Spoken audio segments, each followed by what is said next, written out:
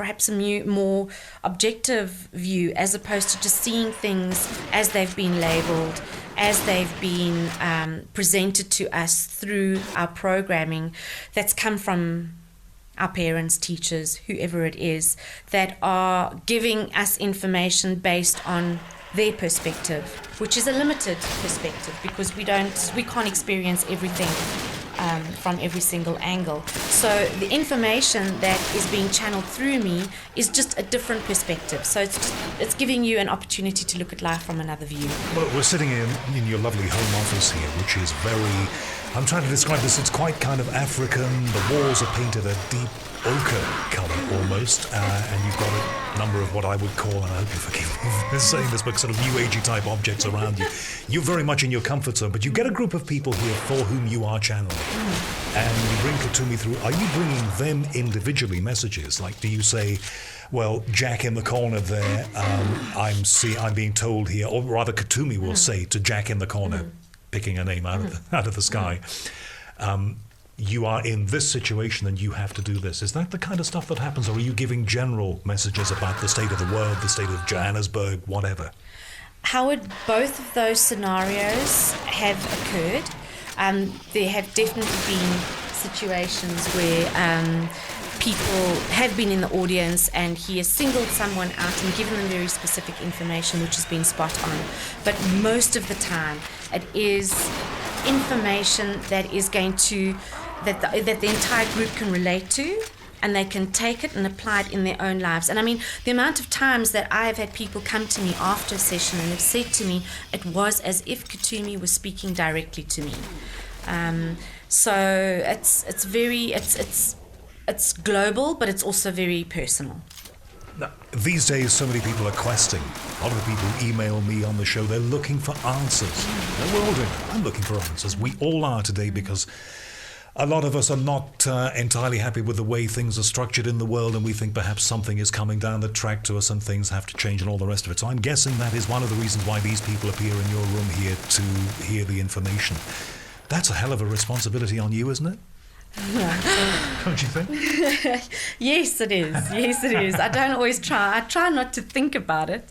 But what I'm saying, I suppose, in a roundabout way is, are you sure the messages that you're channeling that come through you are coming out the way that was intended by whatever supposed intelligence intended it to come? In other words, are you interpreting it right? Are you interpreting it at all? I don't know. To be completely honest with you, I couldn't say definitely yes or definitely no, because I'm a human being. I have my filters in place. I have my ego in place. But what I do is, when I am conducting a channeling, I set the intention that my ego and my personality step aside, so that so much of this being that I'm channeling is coming through. The one thing that I suppose I do take comfort in is that whatever is coming through is right for that moment. So the information that the people are getting is what they need to hear in that moment. How they interpret it is also entirely up to them, because I can present a message and everybody in that room may interpret it differently. I cannot be held responsible for the interpretation of the information. I can only be held responsible for the presentation of it, which I take to heart and very seriously. Now, more so on radio. Whenever I've done this stuff on radio, I will always get people who say, what are you talking to somebody like this for? This is somebody who gets a group of people and just provides them with whatever she thinks is right. And it's a big con trick, the whole thing. Less of the case here on the internet, because people who are listening to this are people who want to. But there are skeptics out there, and there are people who will say that. And I guess you've faced that before. What do you say to people like that? Well, not even God gets to please everybody all of the time. So, there is always something in the messages, whether you believe it or not. It could be a word, it could be a sentence that is speaking to you.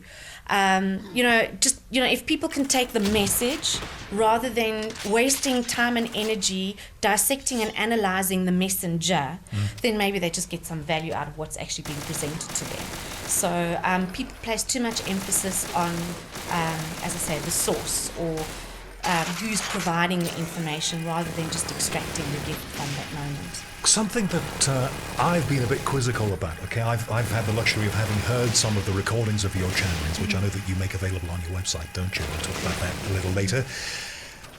The Kutumi, when you're channeling Kutumi, appears to use phrases that you might use, like Kutumi wants you to kick ass or whatever, which makes everybody laugh, and it's very good, and it's a great icebreaker for a group of people.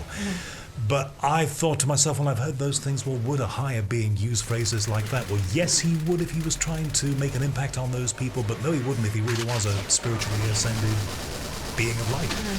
Well, there I would imagine that we're basically projecting our own perceptions of what a spiritual being should or should not be onto Kutumi or whoever else it is. We have this idea that because someone is spiritual or an intelligence is of a higher caliber, that they won't say certain things or behave in certain ways because it's unacceptable. But then again, that's just our perception and our judgment of that. So if Kutumi has to use a couple of words to get a message across, he's going to do it because his role is as world teacher, and he will use whatever mechanism he needs to get the message across in such a way that people understand him. And how did he?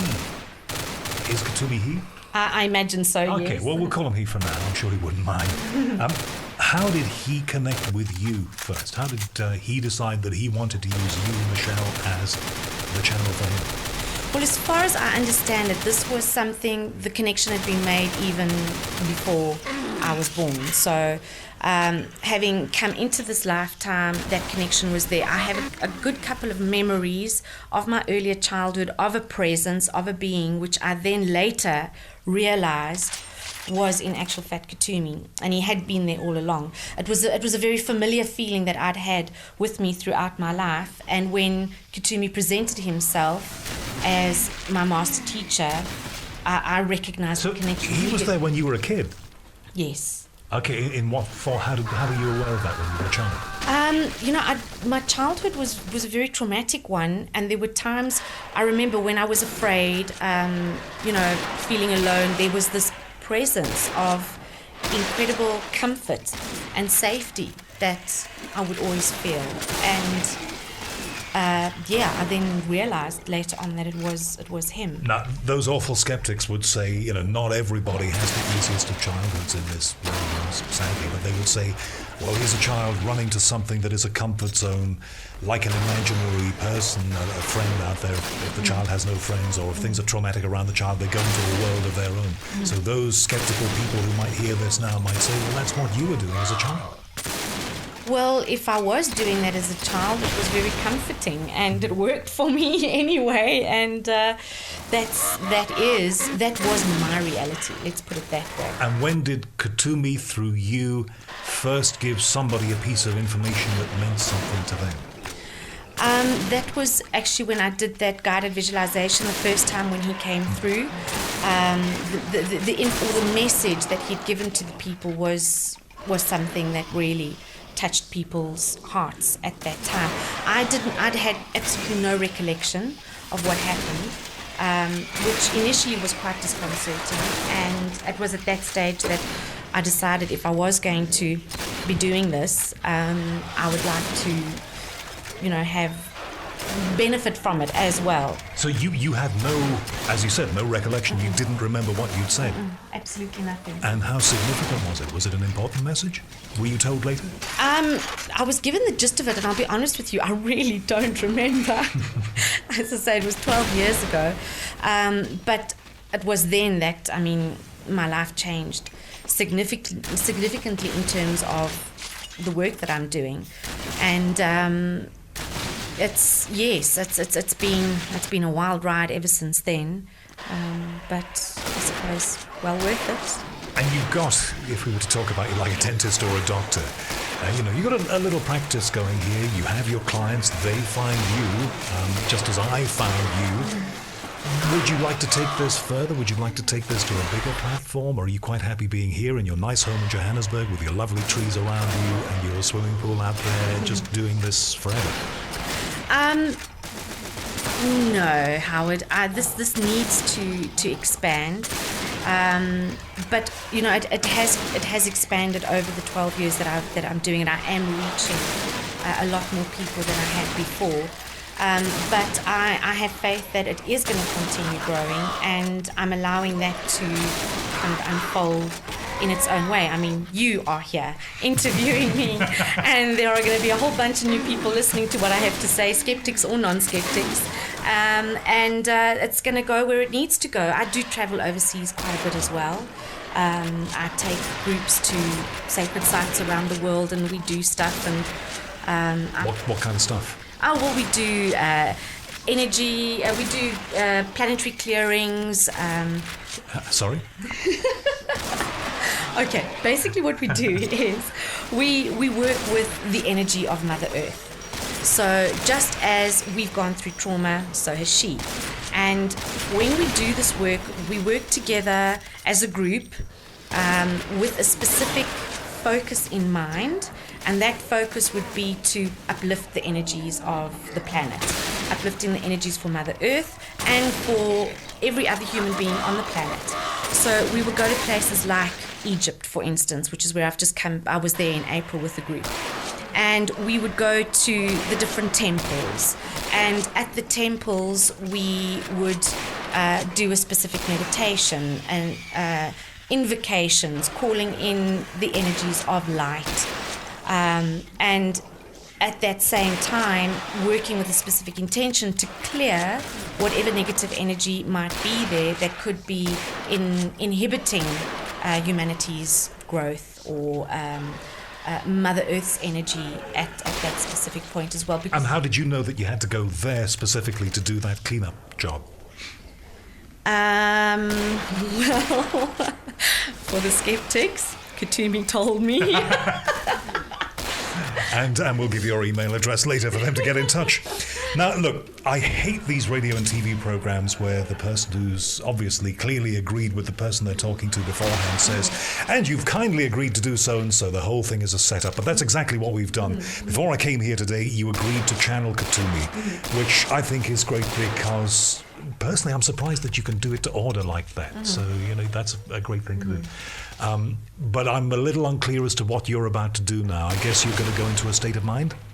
An altered state of perhaps self-awareness, an altered state of consciousness, where I can get my personality and my ego to step aside and clear my mind so that Katumi can present the information that he's going to present. Okay, well now this is on the internet. If we were on radio, I would have to say that we are presenting this for educational purposes only. We are not promoting this or propounding this. We're putting this in front of you so that you can make a decision. This is the internet actually where we don't have to do that, but I'm doing it anyway.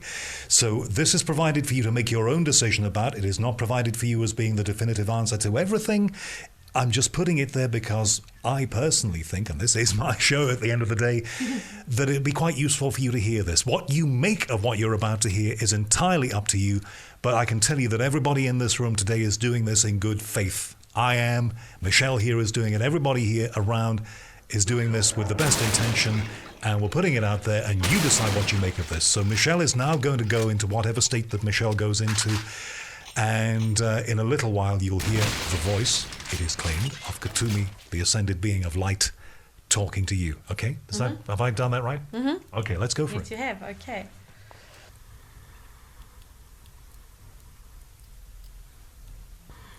I am Katumi, and I come forward upon the rays of love and wisdom to greet each of you at this time and to bring unto you the blessings of truth.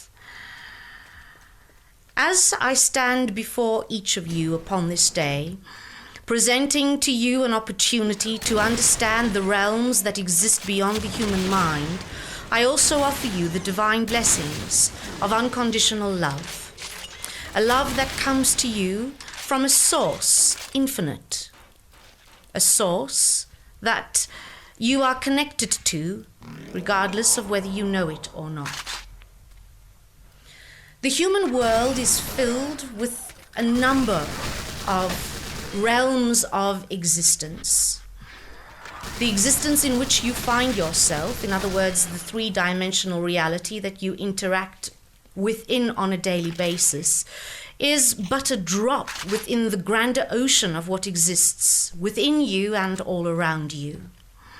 It is vital that you understand that the human physiology, the human biology, and the constructs of the human psychology inhibit many levels of the human being's ability to understand what exists beyond what you see, what you feel, what you taste, what you smell and hear. It has been proven on many occasions that the programming that is instilled within the human mind, which is absorbed on a cellular level, influences how the individual perceives their life. If a child is taught that God is a woman, I guarantee you for the rest of their life, they will argue with you that God is female. If a child is taught that fairies exist, that angels can be seen, then so it shall be done. Humanity needs to open their mind and explore the realms that exist beyond their own limited viewpoint of their life, based on projections and perceptions that come from a reality that is in itself inhibited, limited by that in which it has been created. Many human beings claim themselves to have open minds, to be super intelligent, to be open to understanding that life presents many different opportunities to grow as a self-aware being. But in most cases, the mind is closed. The heart is filled with fear, because it is human nature to fear that which is unexplained. It does not matter how much is said by myself or any other discarnate being, or how much is said by any other incarnate being, with reams of proof that what lies beyond the human world is far greater and more expanded than one could ever imagine. For a skeptic at heart will always be a skeptic until they choose within themselves to venture into the worlds that lie beyond their programming and explore it. A wise man never passes judgment on the pathway of another until that one has walked in the shoes of the other, experiencing firsthand that which is being presented. There is so much to explore within your world, and if every person took it upon themselves to explore just one different avenue of their life, there would not ever be a moment of boredom to be experienced ever. Humanity has suppressed their own ability to evolve emotionally, mentally, and spiritually because of the physical constraints they place upon themselves, especially their own capabilities to do that which they have not been taught to do. Inherent within the human spirit is a capability to manifest all their needs as met, to manifest their goals as achieved. But the one thing that always sabotages human effort, human hope, and the success of the human being is the lack of belief in self, the lack of belief in life, and that something better exists.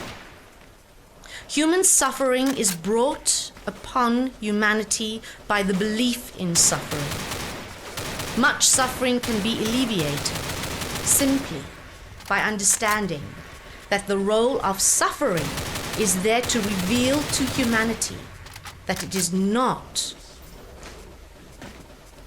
the only thing to be experienced.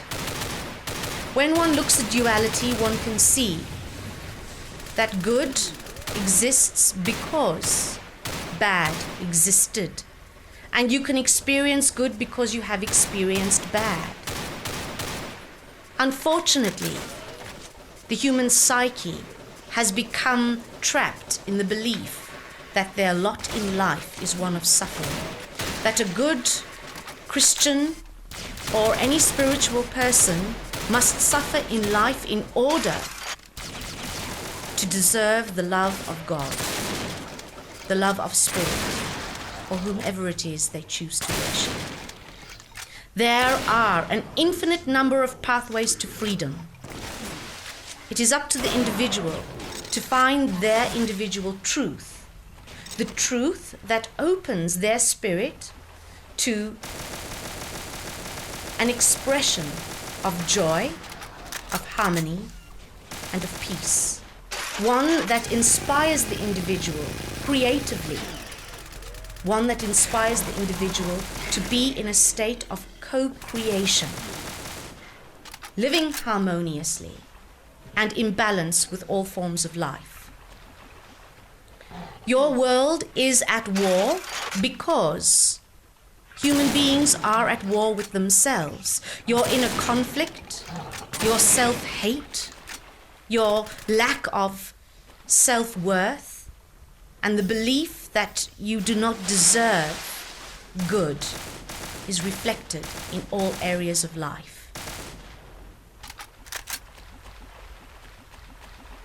For life to change, one needs to make a choice. Everything in life begins and ends with you. If your life is not what you choose it to be, then choose it to be different. And take the action. Forget the excuses. Leave behind all justifications to why it cannot work. Put your money where your mouth is and go out there and make it happen. It is very easy to make excuses. It is the simplest thing on earth to find a reason why your suffering is justified.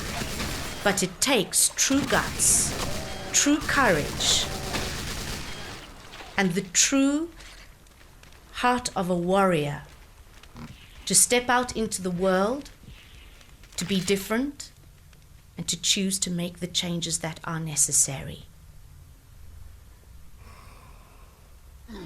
People lock themselves in their homes and in their hearts, afraid to step out and say anything different, be anything different, for fear of rejection and ridicule, for fear of being ostracized and labeled as different.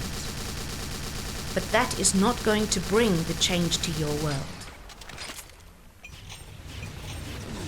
If you truly want to make a difference, live your life authentically. Ask yourself why you believe what you believe. Ask yourself, what tangible proof do you have that a channel cannot channel, that a fairy does not exist? What tangible proof do you have that God exists? What physical, tangible proof do you have that love exists? You feel love. It is an emotion inside of you. It is not something that is tangible. God, you feel, is real. You don't see it. Do you know what? Believing is seeing. The fact that your physical human eyes do not permit you to see something that exists within a dimensional reality different to the third dimension does not mean it doesn't exist. Your modern technology, cameras specifically, have the capacity or the capability to capture that which lies within other dimensions that the human eye cannot capture. One of these are orbs and other anomalies that are captured on camera. There are sounds that are captured on recording devices that the human ear cannot hear. There are things that a canine can hear that a human cannot hear. So then why does a human take it upon themselves to pass judgment that it does not exist, whereas they know beyond a shadow of a doubt, that a dog can hear what they cannot. So, beloved ones, my challenge to each of you is to step out of your comfort zone, to step out of the world of your belief systems that you have taken on, and to truly, truly explore what you are all about, why you believe what you believe, why you do what you do, and what the truth, in truth, is. May the light of all of that which is truth touch you, inspire you, and motivate you to be authentic, to be courageous, and to look all negativity, all skepticism, and all rejection in the eye, knowing that you have your dignity in place because you are being true to yourself. Peace be with you always. I am Katumi, Kohan of the Golden Ray of Love and Wisdom, and I greet and bless you in love. Adonai.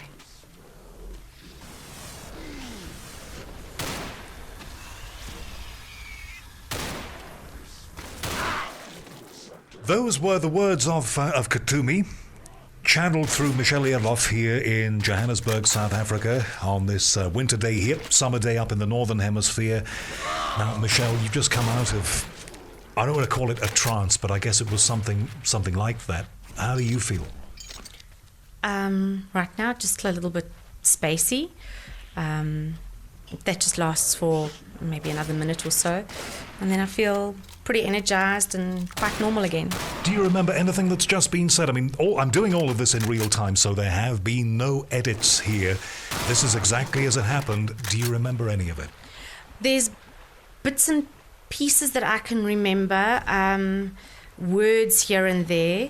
It's kind of like having been asleep and having had a dream and waking up, and there's little bits and pieces that can be recalled from the dream, but that's about as much of it. Well, it sounded like to me it was Katumi giving a beginner's guide to himself, itself, herself, and telling people that what you think you can't achieve, you can achieve, and also telling all those skeptics that what you can see is not all there is.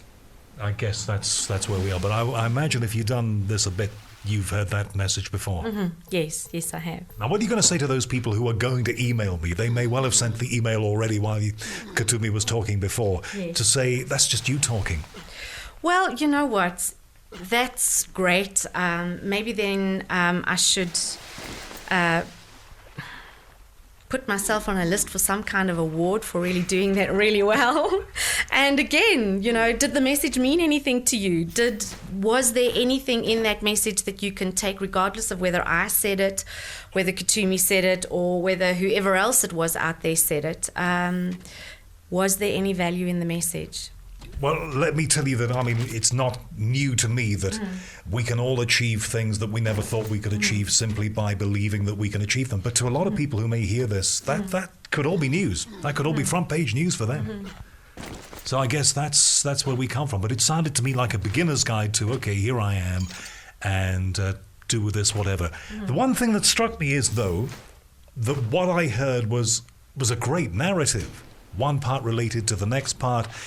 And all I can say, and I have to remain professionally skeptical, at least I have to take a detached view of it all I can say is that I think it would be very hard for me, although you have had a lot of experience at this, so that might explain it, but it would be very hard for me to just put myself into a closed eye state and come out with 20-odd minutes of material that made some kind of sense. Most people would find that difficult, I think. No, that is very true. Howard